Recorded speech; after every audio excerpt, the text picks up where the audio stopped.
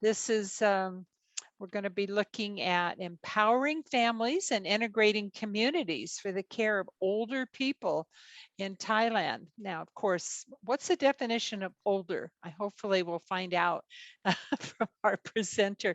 And I apologize, is it Myo? Is that how you pronounce your first name? Yes, thank you. Oh, good. Well, I know that Utendo is not your last name. That happens to be your university, That's I true, believe. yes. Okay. And I love the whole idea of ResearchGate. It has opened up the gates worldwide, as we're going to see, from our speaker that's from Tokyo. I assume you're in Tokyo, are you, Mio? Yes, yeah. Okay, didn't know if Tokyo. you traveled to the United States or something. Beautiful picture behind you. And so we're going to hear, we're privileged to hear from Japan. We're going to hear from Australia. I mean, so thank you to ResearchGate for making these opportunities available to all of us. Dr. Young is our associate professor from Utendo University in Tokyo, Japan. And his focus is global health. Wow, is that not a timely topic for all of us? And his research is community integrated innovation. That's also another very popular uh, focus on healthy aging and health promotion in Japan and Thailand. So his, public health research, we were just talking about the whole idea of health equity and the focus on our communities. And so he's got experience with health promotion intervention trials, prevention of non-communicable diseases, and infectious diseases. And who could be better prepared for this presentation than someone who teaches research methodology for graduate students in global health, public health, and clinical epidemiology. So very welcome to you, and thank you for continuing our emphasis on improving the health through practice. Yes, thank you very much. Yes. I will start this presentation share.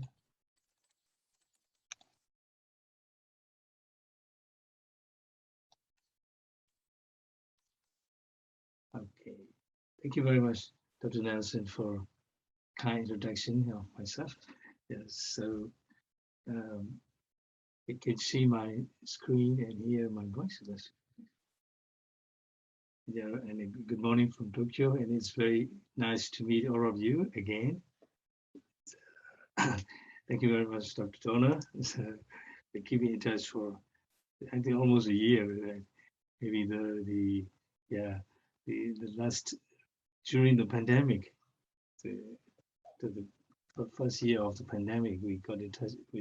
Thank you very much, Praveen, and also the RG for inviting me to share this very amazing event. Today, my topic is the empowering families and integrating community for the care of older people in Thailand. Yeah, this is a recently completed cluster randomized control trial. The results are actually, the results are now the preliminary results are on the WHO page already, and then it's going to be published in a journal of the health system and policy very soon. And I'm very happy to share this to you. And I have a very strong background in nursing as well. I work in a nursing college as a faculty and publication advisor for almost 5 years. That was maybe many years ago, maybe 15 years ago. So that was the start of the gerontological research. So that nursing college have aging clubs. It is somewhere in part of the northern Thailand, which is called maybe some of you may be very familiar, or I'm not sure you haven't heard about this name. It's called the Barong Ratchanori College of Nursing, Lampang, so near Chiang Mai. So I was there for the smoking cessation trials in the communities, but I also partly work as a faculty there. And every Friday, the older people in the community came to nursing college, doing some sort of activity, and all the nurses are doing, kind of aging research. So there, and then I was going back from Japan and Tokyo, and to northern part of Thailand. And then at the time, Thailand started to notice that they are uh, the second in the second wave of aging. The following the countries, such as Japan, and they are starting to prepare this. So uh, my current research are mainly in two places in the world. The one is in Japan, and I think that so I would like to share this article to all of you as well. I hope that you will like it. That's really is very difficultly I have to finish during writing this paper before the pandemic, because it's and I feel like these activities are endangered because of the situation during the COVID-19 pandemic. And then another one is this one, community integrated intermediary care, CIIC.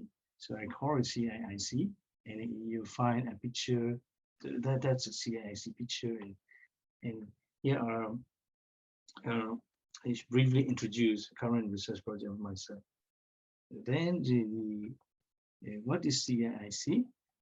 It is actually is I think it's a new concept, that community integrated intermediary care. So in terms of the long-term care, it is a combination of the formal care and informal care, in particular sub-district. Geographically, it can be in the sub-district or a district or a city or a country. So it is a combination. But that means, so I will use this CIIC for this word for throughout the presentation. And the trial was registered in Thailand Clinical Trial Registry. It is a registered trial. And then the team members are me and Dr. Sayut. She's also a nurse from Thailand, and the Professor Yuasa, Dr. Tin, and Yuka Koyanagi. She's an expert in the fashion training, and Dr. Suripan, she's an economist. So we have a diverse team, and it is one of the research projects the World Health Organization sponsor to implement in the Southeast Asia. So my presentation will go in this content.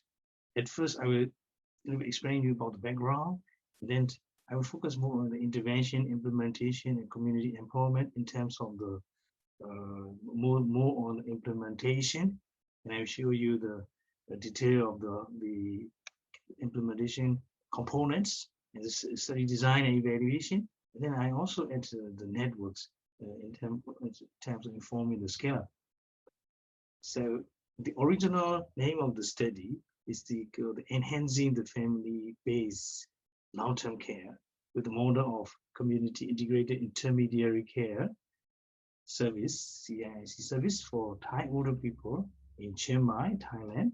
And this research is to accelerate the universal health coverage in the light of the population aging in ASEAN countries. And I have to acknowledge the World Health Organization, the WHO Center for Health Development, Kobe Center, which is situated in Kobe, in Japan. And so the two university affiliated, Chuntanu University and Chiang Mai Ratchapla University.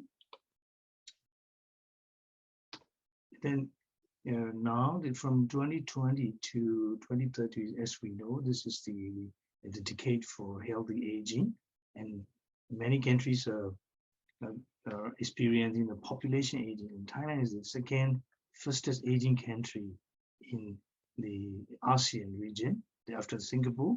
It is aging very rapidly, and aging population rose from 5% in 1995 to 70.1% in 2017. And then it's going to be 1/3 of its population will be aged people by 2035. So the coming future is not so far. And then Thailand's rural elderly population is significantly larger than the urban elderly population. So this is according to the recent report in World Bank. 8% is reported having a difficulty, at least one problem in activity of daily living. Now, I just joined a symposium yesterday, which is organized in the Bangkok, and I'm the official from Chulalongkorn University, UNDP. They were talking about some social policy and long-term care policy. In fact, I'm familiar with it, but I want to confirm and ask the question to them. I asked the question, please tell me what is your pension system in Thailand? So I asked this question, and the speaker answered that, this question tends to be referring to previous speaker, equity and justice. So the speaker in that symposium explained that Thailand has a pension regime, which is for the government employees, such as the faculty members, doctor and nurses, and it is different for various level, and some sort of the company employees. However, most of its population is farmers or daily wages, or some of the people are taxi driver and housewives. So there is very small or no coverage of the aging pension for such a population. They think that the answer will be that, so they are looking for a way that justice will come into the pension system of Thailand. Actually, if we talk about the Thailand, which is well known for the universal health coverage, the duration always refer as a good model. And however, the universal health coverage, it does not extend to the long-term care services and long-term care yet. So that's the very interesting part of the Thailand. So that in this study, actually this is a three-step prevention. This is prevention. So one concept is active aging. Then if we can keep an older person to be active and healthy, so that we can prevent the long-term care. When we can prevent the long-term care or minimize the care need, we can prevent the healthcare services.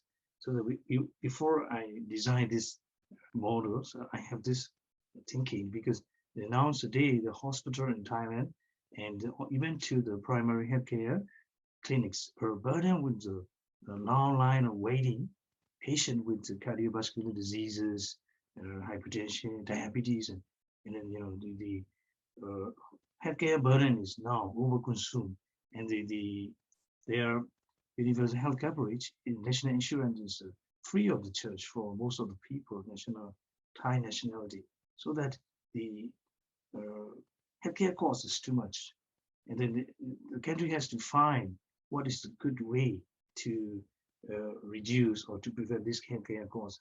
So population is getting, aging is more and more serious. So at this moment, we need to introduce kind of a long-term care service, so that may intervene and to prevent people admitted to the hospital and reaching to the disease state. So, okay, so if you look at it, this is comparing Japan population and Thailand. Japan has a large number of population. Until now, almost 30% in Japan already. But Thailand still have the big volume of the middle and the younger ages stay. So, but it has the migration, the domestic migration. So most of the rural area, people go to work in metropolitan area, and many of the older people were left behind with their grandchildren or something alone in many of the rural areas. So such things are happening. And then traditionally, the care is totally relying on the family. I want to repeat, it's totally relying on the family. It's mean that there is a very few reserve or resources for the formal long-term care services in Thailand. So if you look at who provided the long-term care in Thailand, this is a national statistic office show the donor response. So what I want to point out here is there is a very small slide. It is just bigger than 1. It's 1.1% is a nursing home employees. So actually, I learned from any nursing school. They invite the international advisor like a Dr. Dora or Dr. Nelson. So just such kind of nursing professor, they invite and then they organize a lot of symposium to decide whether they are going for and the promoting their family-based care, or is the start to build the more institutionalized care? That was the question in Thailand since the 10 years, 20 years before. But the policy has been at the intersection until now. So, but this is the current situation. You can see how family will be burdened.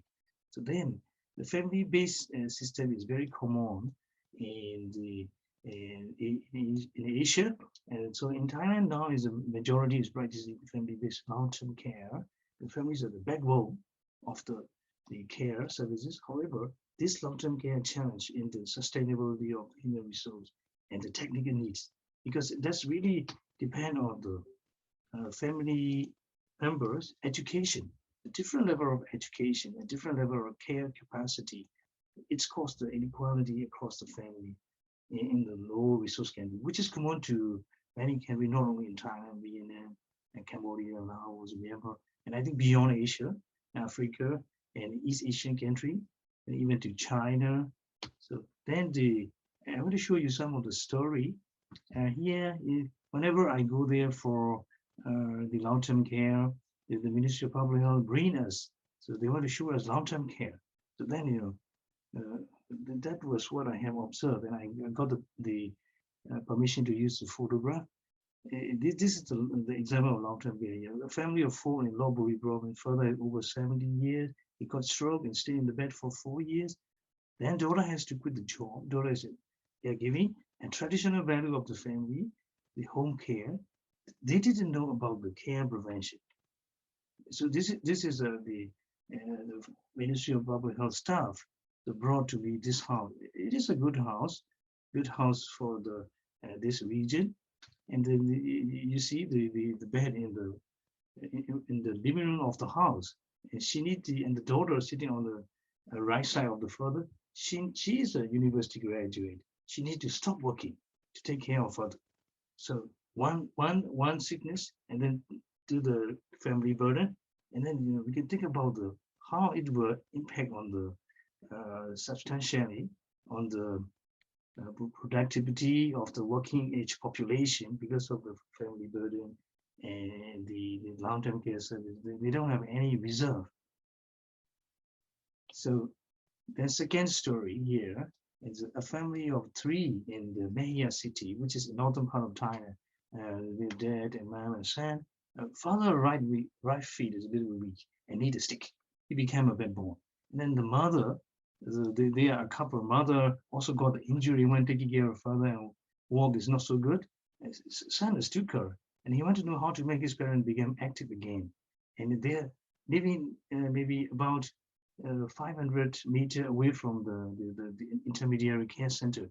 The elderly say that they want to join the community exercise. At least they can do home exercise. Please show us how to do. So this is the family. And this is the bed he is stick to, and he usually stay on the bed and looking at the televisions. And I look at the houses. The toilets are not supported to be age friendly, and there is a wheelchair which is broken and just keep in front of the house.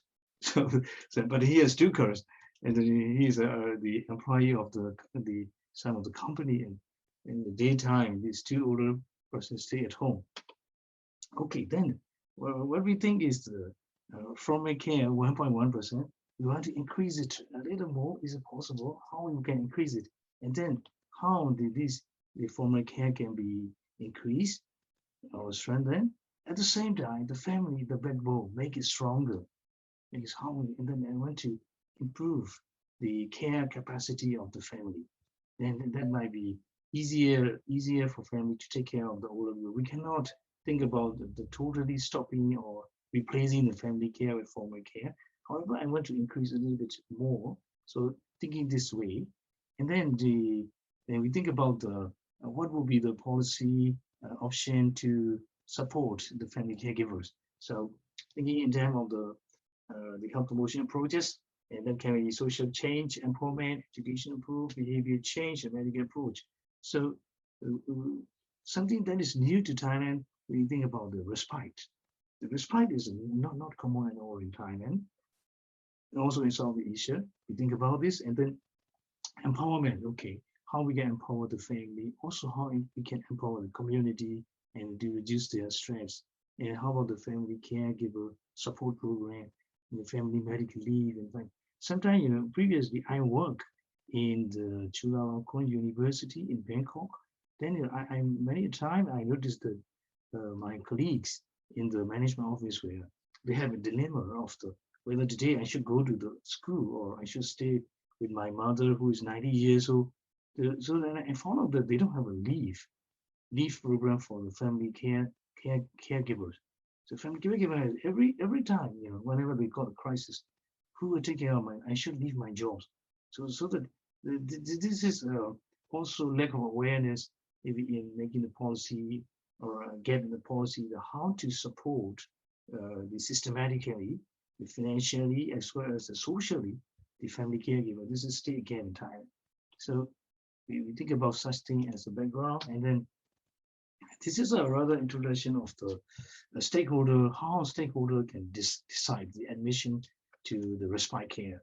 Because when we introduce this, so now the system is national budget is distributed to every district, pushing system, and then if we build a small care home, which is a respite home, and the finance through the municipality or local community budget, then it will really depend on this city budget as well as the burden of the.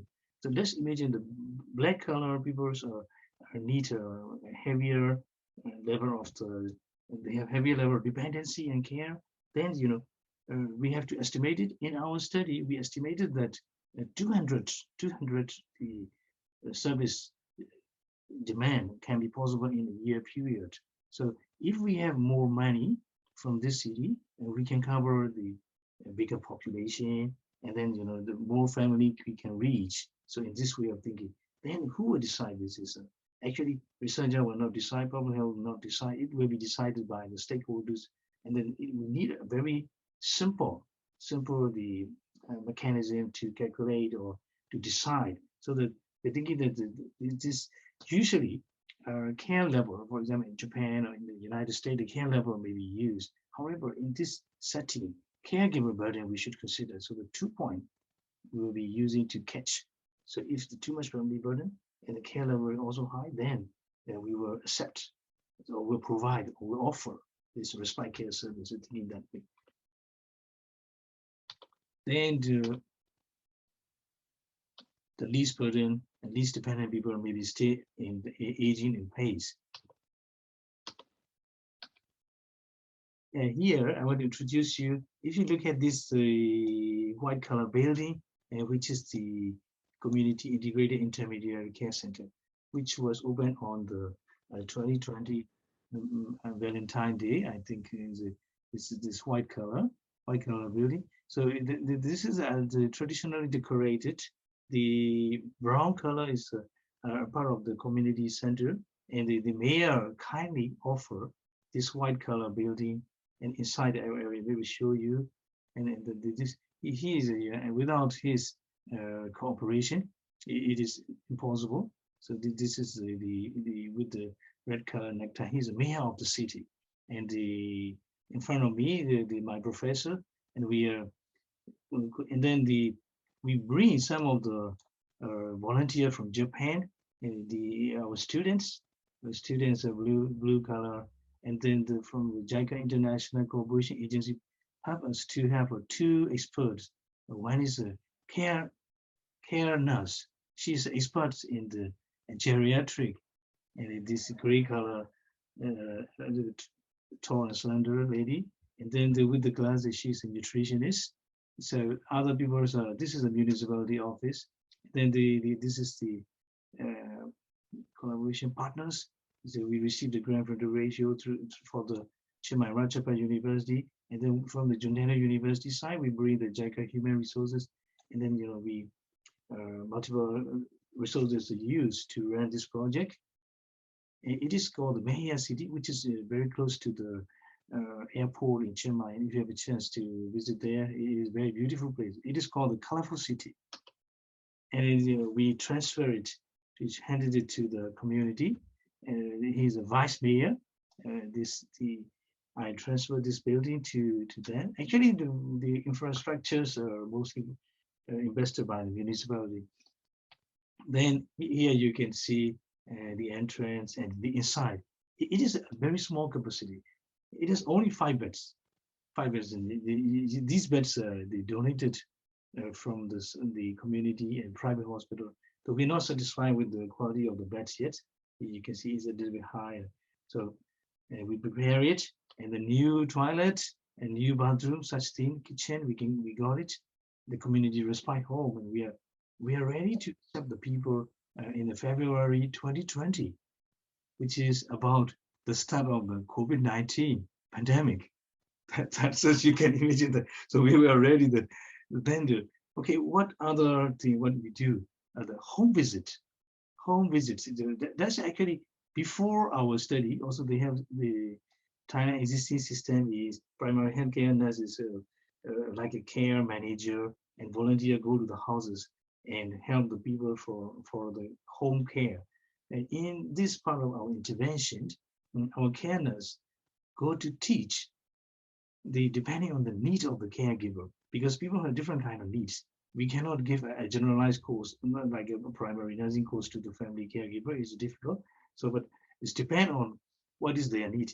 If you see the photos and you can imagine how their NCD burden and disability is burden, giving program and burden on the family. So she go to the houses and with the request of the resident, we went to their houses and how to change the posture in the bed, and how to take care of the urination, how to take care of the. So she decided to stay there. She's from Japan, Hokkaido. She decided to stay there for 2 years, working together with the CIIC nurses and integrating with the community and municipality. And this is called the expert long-term volunteer dispatched by the JICA. And then, okay, this is component 2. Number 3 component of this intervention, CIC, is the empowering the community for care prevention. So now, this middle, she is the functional training. And functional training this time is new to the many primary care and health authority in Thailand. What is this? And so it is very common in somewhere in Japan or maybe part of the United States also. So we can prevent the functional decline. We can prevent, even though we are biologically aging.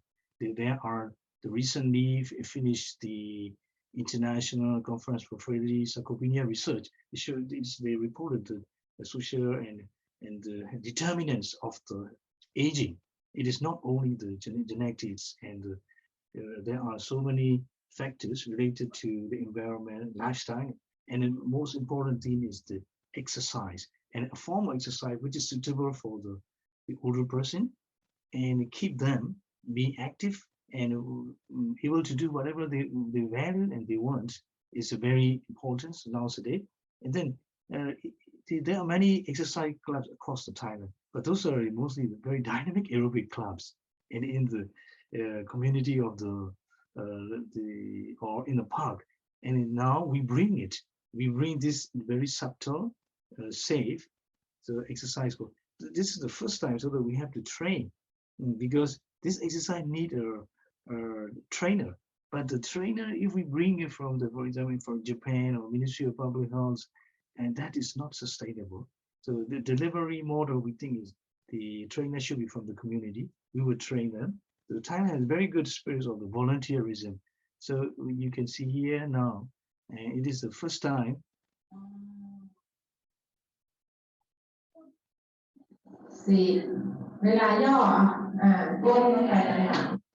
So 2 weeks of the training. At first, they are not familiar and not smooth.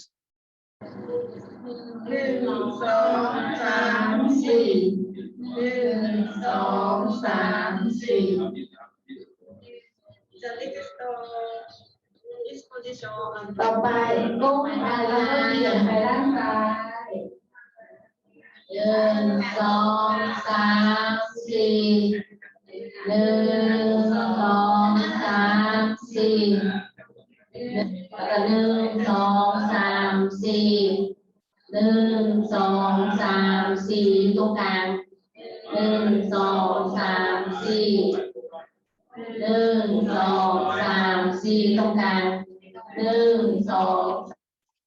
we try to arrange this training, and we received a large amount of the volunteer who wants to be the trainer leading the community, the functional training, scare prevention exercises. And this is the municipal city hall. The mayor he provided us very kindly. And we bring those the rubber band for the resistance exercises, and there are different level of the rubber band. I carry it from here to Chiang Mai the first time, and we have to provide. Then after 2 weeks, you can see their movement became very much smooth. And as Dr. Nelson asked me, what is the older people over there? Actually, the Thailand cutoff point for the old age is over 60. Not 65, or 60. So you can see some people are older, and then here are a mix of the people. Some people are health volunteer. They are not yet the older person, but they are usually serve as a health volunteer in the community.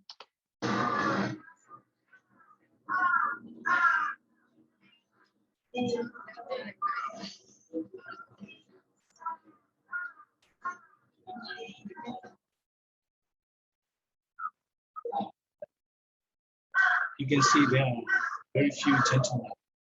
Most of the people are.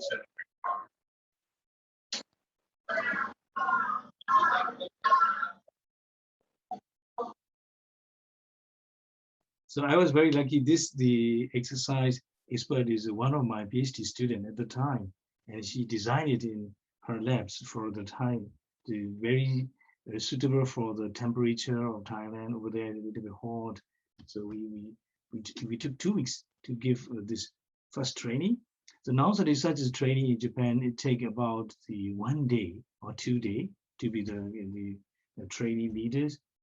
And finally, they became very smooth in the movements. And we give some of the certificates, a badge number, and also the who is the best for performing such kind of things, some motivation we make it. But my student was rather strict. She thinks that it is to be very strict to certify the people, national training leaders.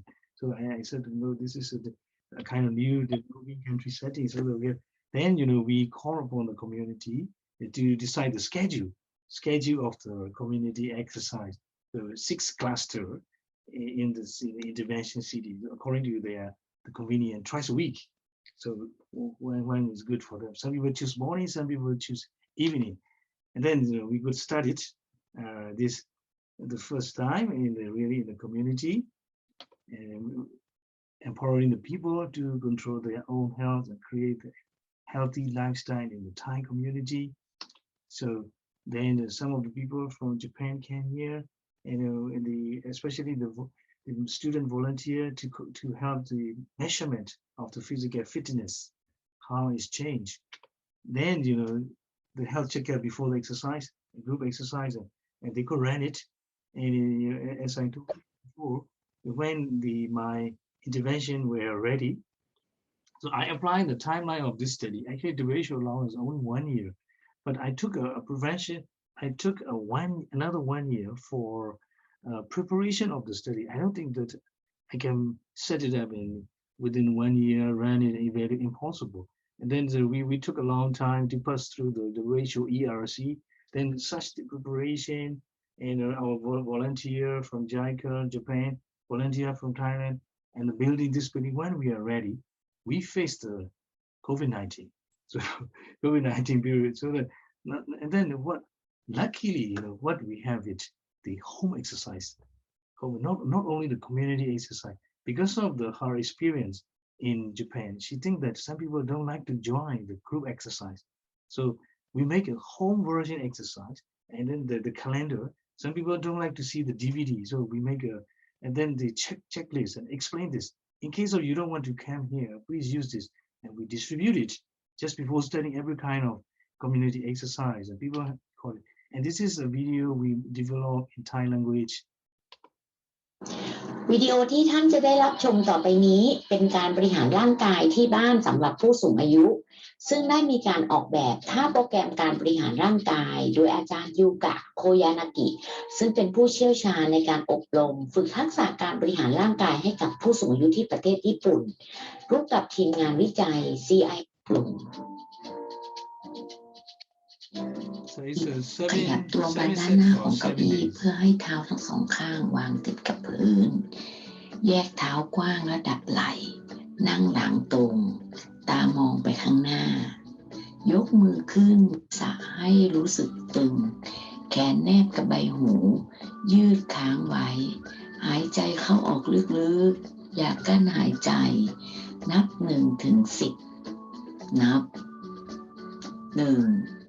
2 3 4 5 6 7 8 9 10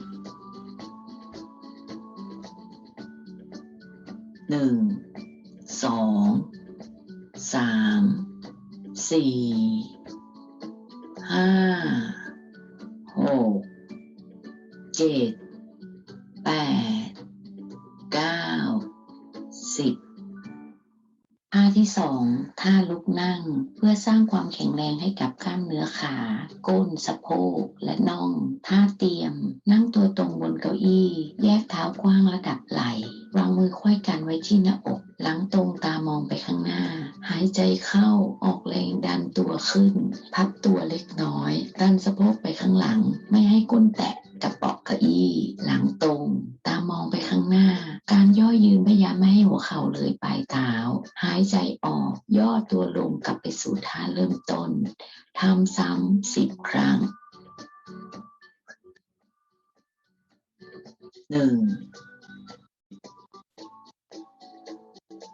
2 3 4 5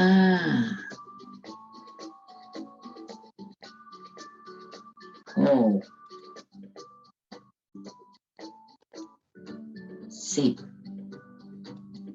ท่าที่3ท่านั่งก้มเงยบริหารกล้ามเนื้อลำตัว So this video was distributed is with the made with the DVD, and it is a different set for Monday to Sunday, and it will take 15 minutes every day. And if they practice the every day, if morning one time and evening one time, they can achieve the adequate level of physical activity by doing this soft exercise at home. So and then we also distributed the calendar for this. Okay, now let's approach with the research design and the goal and objectives.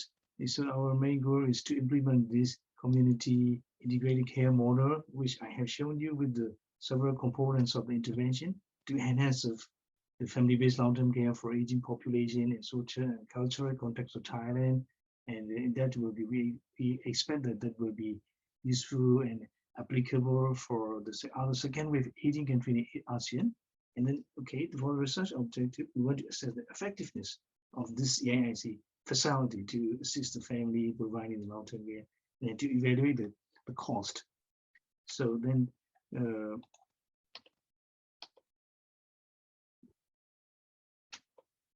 the research hypothesis, research question is whether the presence of this community integrated intermediary care center, CINC, in the community, whether it can reduce the burden of the family caregiver, and whether it can promote the older people functionality and quality of life. So we think that way. Then, we approach in the a very standardized cluster randomized control trial. So intervention aims and control arm. Intervention aim, we aim to receive the 2,000 older people in 6 cluster. Control arm, 2,000 older people in 6 cluster. And the unit of randomization is a village. Here, the criteria, person age older than 60 years, either male or female, resident in the steady side district. The exclusion criteria are non-consented participant and non-consented family. We don't have any kind of the differentiation in between whether they are Thai or non-Thai, or whether they are having insurance. So everyone can enroll into this study if they read the informed consent and agree this. So the control part is very interesting as well. The control part is because nowadays the ethical committee, especially the for the intervention study, ethics committee are always looking at the active controls. We say that okay, the control is a routine service. Routine service in Thailand is also it is not just nothing.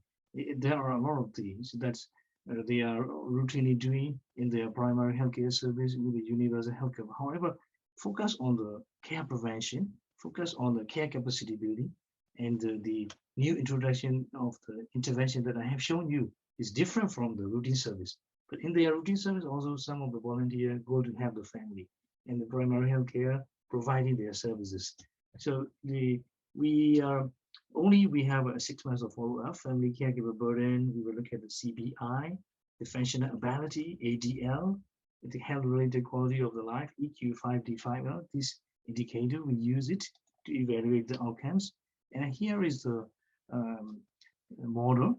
And if you look at the colors, these are showing the different financial, the insurance screen, and the Thailand have a universal health coverage insurance funding. That is the blue color, and the violet color aging fund is from the municipality. And then when we conceptualize this model, this green color is not yet. And then when we get the permission of the running the study, it's a very good time. The lawmakers in Thailand make a municipality funding. So what we want to do is we will screen caregiver burden and dependency, and we can know some of the preventable long-term care, early detection of the need, and some diseases such as the hypertension, diabetes, the older age diseases. So that can be screened by screening. And if the family are overburdened, we will provide a short-term stay, assisting the family, so that people can stay at home happily with the family. Then when they need the service, that they can request it. So we'll offer this. And then at the same time, we'll be promoting the technical competency of the family caregiver. And then we provide the functional training for the care prevention. So such a model is ideal for universal access to long-term care. And that we aim that this may provide the people to grow older and stay at home where they belong, and stay in the community where they belong. And that will be a step for the universal healthcare as well as the aging in place. And then family burden will be reduced. So then our another expedition it can be expanded to the 7,852 municipality in Thailand. Then Thailand will have another kind of country with another kind of long-term care system.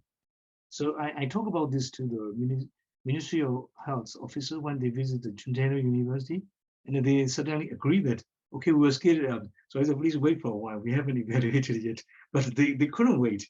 So they are parallelly studying how to scale up this model. So you can see the type of the activities involved. Is a large number of activities are involved in this running this trial. Sorry, and one is the profiling of the community, access mapping, capacity building, organizing, networking, and some of the negotiation. So it is a new experience for the Ministry of Public Health officer who are sitting on the right side and to deal with the municipality mayors, because they are in the different ministry and they're not working together all times.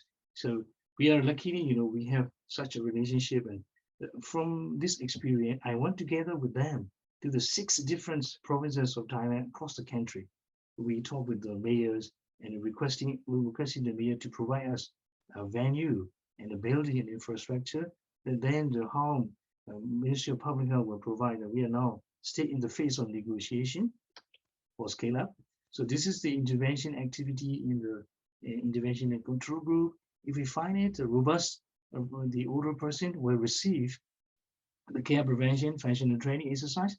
The dependent elderly person can receive the screening of the family caregiver burden, and then also training of the family caregiver. That if they need it, they will get the short-term stay. So, but with this intervention, it was seriously hampered by the COVID-19 pandemic. Can you imagine that who will request this short-term stay facility? Or so we have expected burden and this, but we are waiting. However, at the time of the WHO, the precaution and the standard procedure for accepting the nursing home participant became changing all the time for the even in development around the world. So they were very hesitant. If finally we couldn't get the respite care service resident, the only pilot service 4 or 5 people first time. However, we received a lot of requests for training the family caregiver so that our nurses go to visit the older person house, train their family caregiver with the preventive measures. So that scene was, we received more than 40, 40 times of the requests to visit the home visits and training. And but the care prevention exercise, that became a challenge. We are established and we ran it until the February, March. And then what happened is the Chiang Mai has air pollution at the time. So we started to think about some places are open, some places are indoors. So how shall we do this? Then the COVID-19 wave is not affecting the Chiang Mai yet, but it is affecting Bangkok. So we have this timeline, and you can see the around the February, March, and April COVID-19 first wave. 1, 2, 3, 4, 5 months, and the P is the pollution. So we have to temporarily pause all the activity for a while. So we're waiting. So the WHO allow us to extend the timeline. However, it is difficult to stop the people from being employed in the research projects and sustain without the additional budget. So then we can see we started to implement it again. So at that time, Thailand declared almost no COVID-19 cases in the northern Thailand. So that July to the end of the year, December implemented 6 net period of the implementation, and then we evaluated this study. So luckily, Thai people are familiar with the mobile health, and the 89% of the people, according to national statistics, 89% of the people are using mobile phone and they have internet.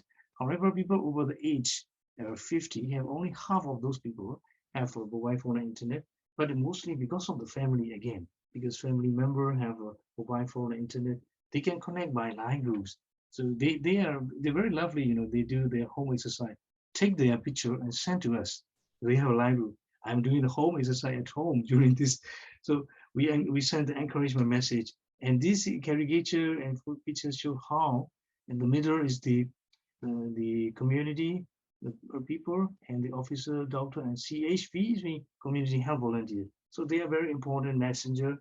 They not only they spreading the message for the COVID-19 control, and they bring this kind of message to do the exercise, care prevention.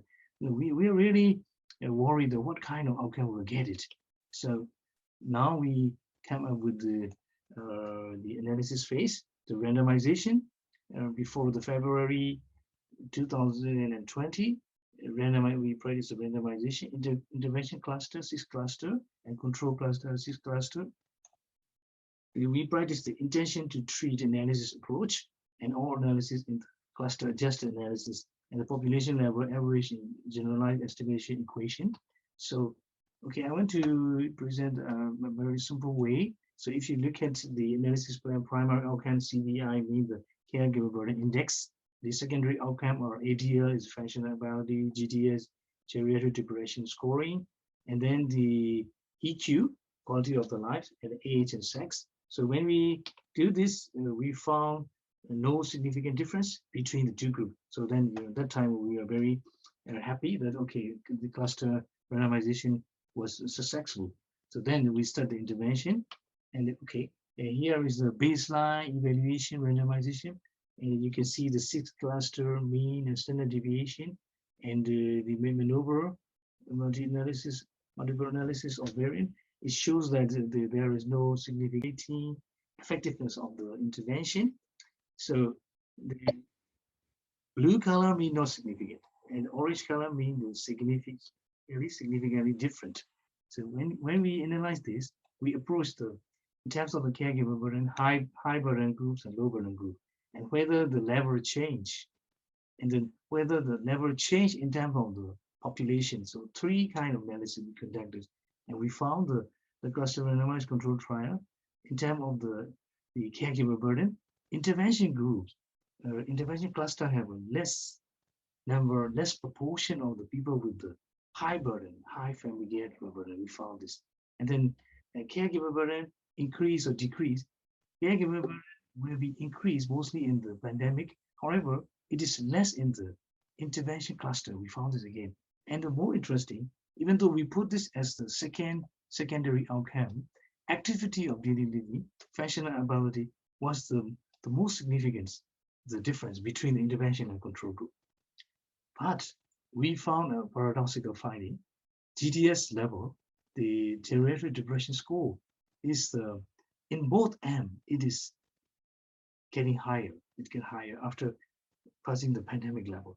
Then, perhaps because of this, at the end of the study, we got the primary outcome achievements and the secondary outcome achievement. However, the quality of the life was not different significantly between the two groups. So there is a blue color, and you can see here it is a primary outcome caregiver burden in the cluster randomized control trial analysis design, and we can see the heavy burden groups and less burden groups.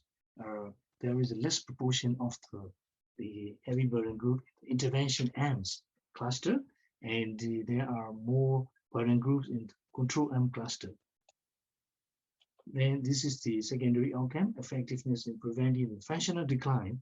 So it's sure the ICC, very small ICC, 0.0014, and the confidence interval is also very good, so that we don't need to test a lot of things. And then we see the activity of daily living is preserved more, functional ability to preserve more in the intervention end. But actually, we can see this kind of disruptive implementation. Despite the pandemic, we still can achieve this. And if we can evaluate after the care of better implementation in a longer period, so we believe that this model will have surely very clear and much more better outcomes. We'll observe this. So here is evaluating result. And then what happened is after this, and the first one model in the Chiang Mai province, and then another one, 6 places, they want to scale it up. So we went to several places of Thailand to scale it up, and then using the common framework of the extending the formal care and strengthening the informal care and care prevention, 3 components we use this, and the same evaluation of the outcome. So here now I'm talking about some networks.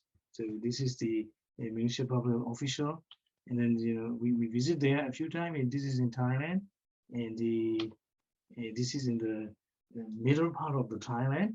So this is we got a place to establish the CIC center, but that will be not the city, but it belongs to the primary healthcare center, the campus. So we went to another place, the public health officer, and we explained this. And this is the, I think, November 2019 meeting with the Director General. And then they also visited us. They want to see how we are doing in the community-based social intervention in Japan. And the background is the Juntano University. And the southern part, from the mountain, we reach until near the sea. So here is a very nice, the Mia provided a very good place. And this was the last time we can meet each other. It's 2020 February. And we make a national protocol, a representative from 6 sides of the, and another scale-up study was prepared and ethically applied. And now the WHO have introduced a new kind of the screening tool, which is called the ICOPS. So the Thailand want to use this. And then if we use the ICOPS, how CIC model can link is the blue color is the CIC services, and red color is the primary healthcare service. So actually it's very simple. If somebody have a cognitive decline or limited mobility and a social care service, we can provide it. And if there is diseases such as the malnutrition, visual impairment, hearing loss, okay, the primary healthcare will provide it. So that in this way, how we can integrate the primary healthcare and CIC model. So we explained this to the Ministry of Public Health. So now we're thinking how to scale it up. This will be the way for scale up. And this evaluation will apply the EQ 5D5L and CBI, and also will be ICO can be used again.